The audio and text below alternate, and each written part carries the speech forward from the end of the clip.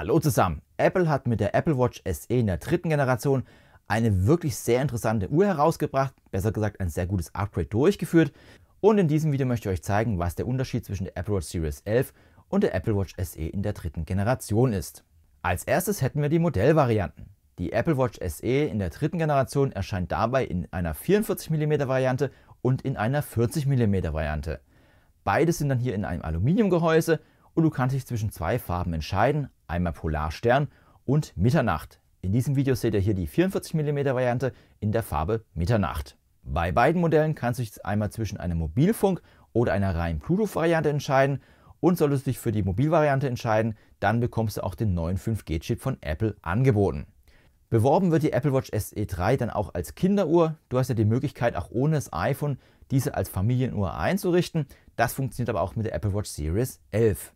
Preislich starten wir dann ab 269 € in der Bluetooth-Version und ihr könnt bis zu 349 € in der 5G LTE-Variante ausgeben. Die Apple Watch Series 11 erscheint auch hier in zwei verschiedenen Größen. Du kannst dich zwischen einer 46 mm und 42 mm Variante entscheiden und auch hier sind beide Uhrengröße in einem Aluminiumgehäuse. Farblich gibt es dann etwas mehr Auswahl. Du kannst dich dann zwischen Roségold, Silber, einem Grau oder einem Diamantschwarz entscheiden. In diesem Video siehst du die 46 mm Version in der schwarzen Farbe. Alternativ gibt es die Apple Watch Series 11 dann auch noch in etwas leichteren Titangehäuse und hier gibt es dann die Farbe Gold, Natur oder Schiefer. Und solltest du dich für die Titan-Version entscheiden, dann bekommst du hier automatisch den 5G-Chip verbaut. Bei der Aluminium-Variante gibt es auch hier wieder die Wahl zwischen reinem Bluetooth oder dann einem 5G-Chip. Preislich startet die Series 11 dann bei 449 € und kann bis zu 899 € in der Titan-Version hochkonfiguriert werden. Größere Unterschiede haben wir dann beim Display. Die Apple Watch SE 3 kommt dann hier mit einem LTPO OLED Display, das hier maximal bis 1000 Nits hell werden kann. Zum Vergleich, die Series 11 hat das LTPO 3 OLED Display. Dieses hat unter anderem einen besseren Blickwinkel und es kann bis zu maximal 2000 Nits hell werden. Weiterer Vorteil des LTPO 3 Displays: dieses kann bis zu 1 Hertz runterregulieren, das heißt also im Ruhemodus, im Always-On-Modus bekommst du dann auch hier die Sekundenzeiger angezeigt. Neu bei der Apple Watch SE 3, diese kann auch hier nun im Always-On-Modus betrieben werden. Und was bei der Apple Watch SE 3 noch auffällt, sind auf jeden Fall hier die größeren Displayränder. Zum Vergleich von der Apple Watch Series 11 bekommt ihr bei der 42 mm Variante 989 Quadratmillimeter angezeigt, während es bei der SE 3 in der 44 mm Variante nur 977 Quadratmillimeter sind.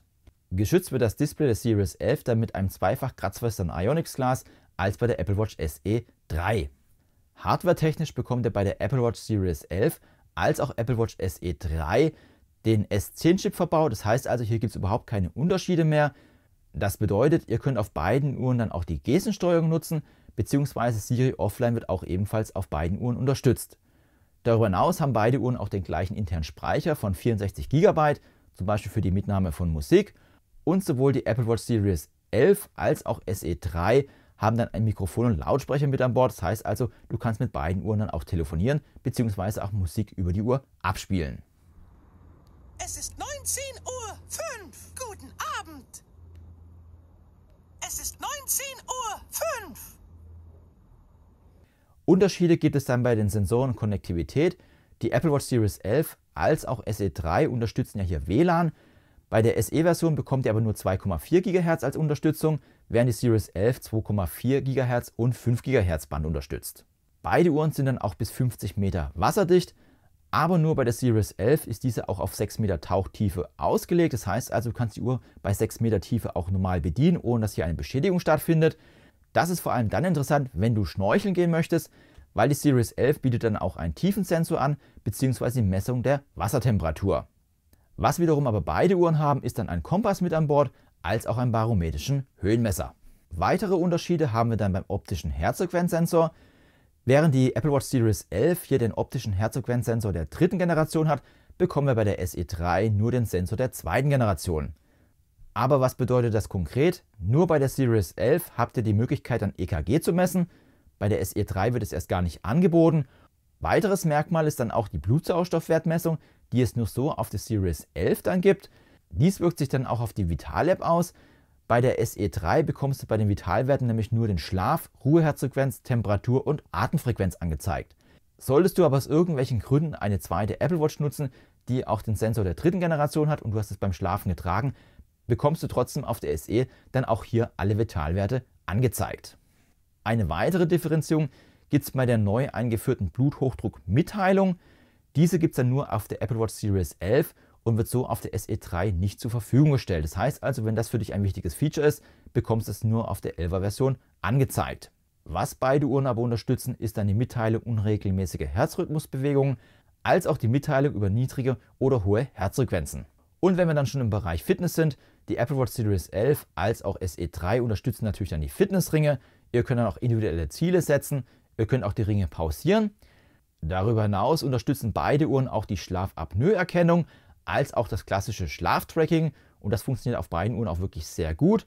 Und du bekommst auch den neuen Sleep Score auf beiden Uhren ausgewertet. Das heißt also, hier wird dein Schlaf mit einem Punkt bewertet und du kannst nochmal genau ins Detail gehen, wie sich das Ganze dann hier zusammengesetzt hat. Erfreulicherweise gibt es auch keine Einschränkung, was hier die Sicherheitsfunktion angeht. Beide Uhren unterstützen einmal die Lärmerkennung, aber du hast auch die Möglichkeit, sowohl auf der SE3 als auf Series 11 dann einen Notfallpass zu hinterlegen. Du hast dann auf beiden Uhren auch die Kompass-Tracking-Funktion, das heißt also, du kannst eine Art Backtrack machen und sowohl die Sturzerkennung als auch die SOS-Notruffunktion wird mit beiden Uhren unterstützt. Zu guter Letzt wird dann auch noch die Wegbegleiterfunktion unterstützt, das heißt also, du kannst dann einem Bekannten hier eine Mitteilung schicken, wenn du jetzt losgelaufen bist und sollte dir irgendwas passieren, bekommt er auch eine Information. Voraussetzung hierfür ist aber, dass der Empfänger dann auch iMessage unterstützt. Es gibt hier leider keine Möglichkeit, das auf Samsung-Handys zu schicken, über WhatsApp oder andere Kanäle. Das ist leider hier nicht möglich. Im Bereich des Aktivitätstracking bekommt es sowohl auf der Apple Watch Series 11 als auch SE3 hier das volle Programm angeboten. Das heißt also, von Laufen, Indoor, Outdoor wird zum Beispiel auch Bahnschwimmen erkannt. Wandern und Tanzen ist mit beiden Uhren möglich und ihr könnt sogar auf der Apple Watch SE3 hier Triathlon durchführen. Ob das jetzt Sinn macht, ist eine andere Frage, aber die Option ist auf jeden Fall gegeben. Es gibt dann auch keine Einschränkung bei den Datenfeldern. Sowohl die Apple Watch SE3 als auch Series 11 haben zum Beispiel Laufleistung am Handgelenk.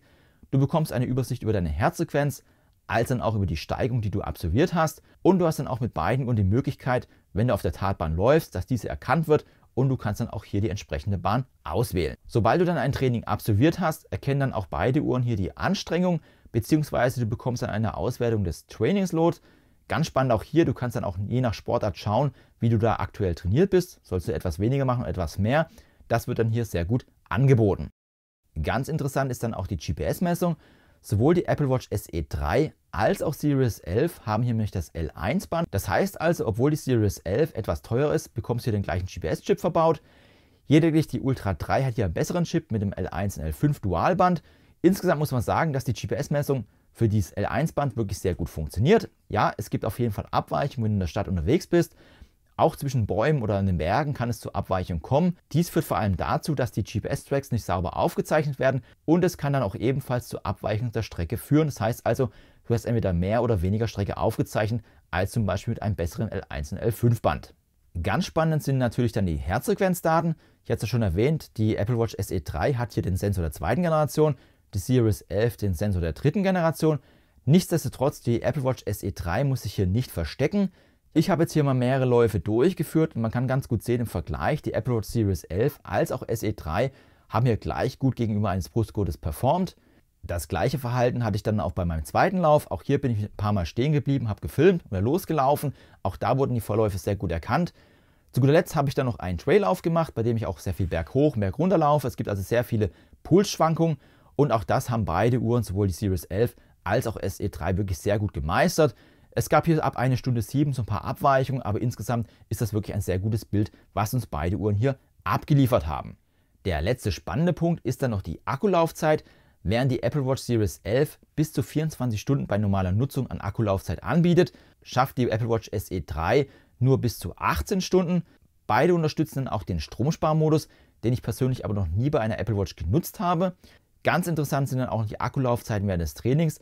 Die Apple Watch Series 11 schafft es dann bis zu 8 Stunden, während die SE3 es nur bis zu 7 Stunden schafft. Und die beiden Uhren unterstützen auch das schnelle Aufladen. Das heißt also, wenn du Series 11 nochmal kurz vorm Schlafengehen aufladen musst, brauchst du nur 5 Minuten, um 8 Stunden Schlaf aufzuzeichnen, während die SE3 hier 8 Minuten braucht, um auch hier 8 Stunden Schlaf aufzuzeichnen. Insgesamt kann man sagen, die Series 11 hat zwar die bessere Akkulaufzeit, aber sowohl die Series 11 als auch SE3 müsst ihr auf jeden Fall hier jeden Tag aufladen. Ja, ich wollte euch an dieser Stelle einfach mal kurz und knapp die Unterschiede der beiden Uhren zeigen. Vor allem die Uhrengröße, die Akkulaufzeit und der Herzfrequenzsensor sind die entscheidenden Punkte, wo sich die Uhren unterscheiden. Ansonsten bekommst du softwaretechnisch alles für die Uhren angeboten. Das heißt, auch bei den Drittanbieter-Apps, wie zum Beispiel Bevel oder Peakwatch oder was du auch immer nutzen möchtest, ist natürlich auch mit beiden Modellen hier möglich. Du kannst mir auch gerne mal in die Kommentare schreiben, ist für dich die Apple Watch SE 3 interessant? Für mich persönlich ist es das beste Upgrade, was Apple herausgebracht hat in diesem Jahr. Oder würdest du sagen, du gehst lieber auf eine Series 11? Schreib es mir gerne in die Kommentare, ich freue mich da auf einen regen Austausch. Wenn du noch mehr rund um Apple Watch sehen möchtest, ich habe auch mal die Series 11 mit der Apple Watch Ultra 3 verglichen, kannst du unten mal reinschauen. Beziehungsweise, wenn du noch mehr rund um Apple Watch sehen möchtest, ich habe auch mal eine Playlist rund um die Apple Watch. Da habe ich dann auch die Ultra 3 mit der Ultra 2 verglichen, kannst du auch gerne mal reinschauen. Wenn dir das Video gefallen hat, lass auch gerne einen Daumen hoch da, das freut mich in den Algorithmus. Ansonsten bedanke ich mich für die Zeit, tschüss, bis zum nächsten Mal.